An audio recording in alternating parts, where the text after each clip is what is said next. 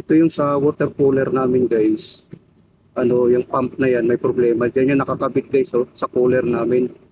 Ang ano niya ay 220 volts, 240 volts, 50 hertz lang, 15 watts. So 15 watts lang siya guys kung makikita natin. Matagal na yan nakakabit guys, ngayon lang nagkakaproblema tapos ni-repair ko.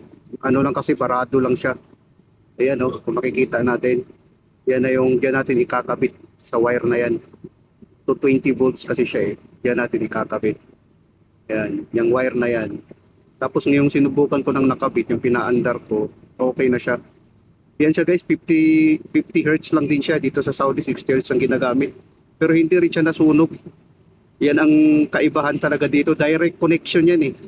O, kung makikita natin, ayan gumagana na yung pump niya dahil tumatagas na yung tubig yan sa filter na yan. So, okay na yan. Magamit na naman ulit. Matagal na kasi yan guys. Siguro mga 5 years na rin ang cooler na yan.